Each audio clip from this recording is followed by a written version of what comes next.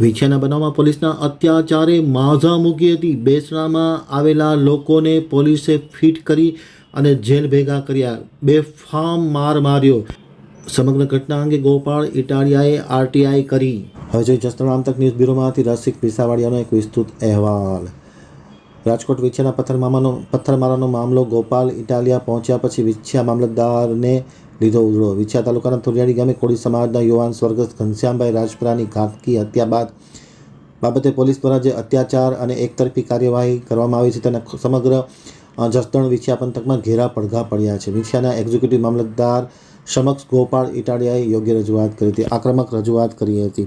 રજૂઆત બાદ રીતસર વિછિયાના મામલતદારની બોલતી બંધ થઈ ગઈ હતી। વિછિયા તાલુકાના થોરિયાળી ગામે કોળી સમાજના યુવાન સ્વર્ગસ્થ ઘનશ્યામભાઈ રાજપરાની ઘાતકી હત્યા બાદ જે પોલીસે કાળો કેર વર્તાવ્યો છે, અત્યાચાર કર્યા છે, એક તરફ કાર્યવાહી કરી અને નિર્દોષ લોકોને જે પરેશાન કરવાની વાત ઊભી થઈ છે, ત્યારે આજે ગોપાલ ઇટાલિયા ત્યાં પહોંચી ગયા હતા। વિછિયા મામલતદારને રજૂઆત કરી હતી। તાત્કાલિક અસરથી જે આ પોલીસની જે કાર્યવાહી થઈ રહી છે એકતરફી, તે સંપૂર્ણપણે બંધ કરવામાં આવે તેવી પણ માગણી કરવામાં આવી હતી।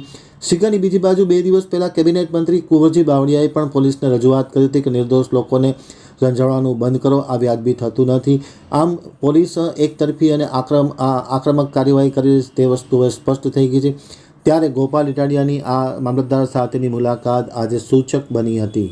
બેસણામાં આવે ને પોલીસ પકડી લે તો હિન્દુ છો કે પાકિસ્તાની છો? બેસણામાં આવેલા માણસોની ધરપકડો થઈ। હિન્દુ પરંપરામાં બેસણું એટલે આપણી સંસ્કૃતિ છે, આપણો રિવાજ છે। કેવી રીતે પોલીસ પકડી જાય? તમે એક શબ્દ નહીં બોલો, તમે આ પોલીસને એક શબ્દ નહીં કહો કે બેસણામાંથી કેવી રીતે પકડાય? ઓલા ભાઈ કોણ હતા? ઓલાના જમાઈ મુકેશભાઈ જમાઈ। હા, હું તમારું જમાઈ નામ નવનીત સોલંકી ખરખરો કરવા આવ્યા છે, એને પોલીસે જેલમાં પૂરી દીધા।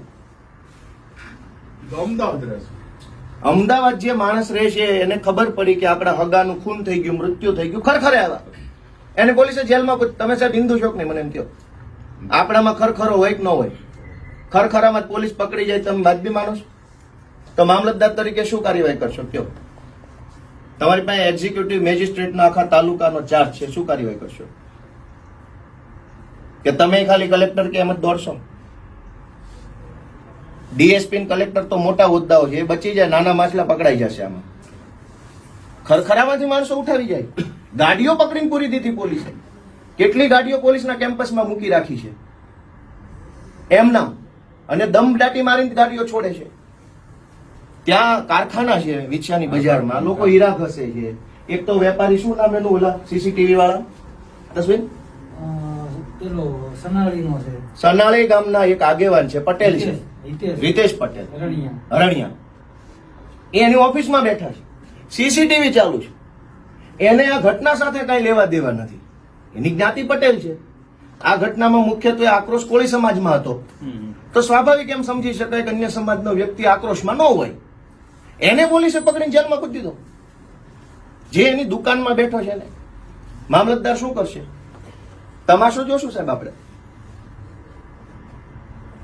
જેટલા સાહેબ રાતે આવ્યા ને, આ બધાને મારવામાં કઈ ખામી નથી। કાલ જોયું, માથા 3-4 માથા ફાડી નાખ્યા, તો આ દવાખાને નથી લઈ ગયા। અહીંયા આ પોલીસ ખાતું દવાખાને, કાલ મને ખબર પડી ને હું ગયો તો કોઈ દવાખાને નથી લઈ ગયા। અને 2-3 જણાના હાથે ફ્રેક્ચર છે, ઉલટાની 300 હાથ આની ઉપર। આ ભાઈનો દીકરો તો 10-10:30 લઈ ગયા, પથ્થર મારો તો 5 વાગે ગયો, બધાને પછી જ લઈ ગયા। એક કોરો કાગળ લાવો તો હું સાહેબ તમને આરટીઆઈ આપું છું કે તમે ક્યારે પરમિશન આપી એનો મને આઉટવર્ડ નંબર, આઉટવર્ડનું પાનું અને લેખિત પરમિશનની વિગત આપજો। હું હાઈકોર્ટમાં તમને ઉભા રાખીશ। આ હું તમને કહેતો જાઉં છું, પોલીસને જેનો હાથો બનવો એ બને, એ અમે રાજકીય રીતે જોઈ લઈશું। વગર પરમિશને લાઠીચાર્જ કેવી રીતે થયો? તમારો આઉટવર્ડ નંબર, પોલીસનો ઇનવર્ડ નંબર, વાયરલેસ કોમ્યુનિકેશનની ડિટેલ હું તો માંગુ છું, તમારે મને દેવાની છે ને મારા નામજોગ માંગુ છું। આટલી હદે ગરીબ માણસો ઉપર અન્યાય કરવાનો? આપણે એટલા માટે ખુરશીમાં બેઠા છીએ? આપણે જ ન ભણ્યા હોત ને નાના માણસ હોત, આપણા મા બાપ મજૂરી કરતા હોત, 2 ધોકા મારે તો કેવું લાગે? આપણને આપણે ભણેલા છીએ, આપણી પાસે અપેક્ષા છે સમાજને, દેશને, લોકતંત્રને, આપણે કંઈક સારું કામ કરશું, આપણી પાસે અપેક્ષા છે। આપણે ન ભણ્યા તો કોની પાસે અપેક્ષા રાખે?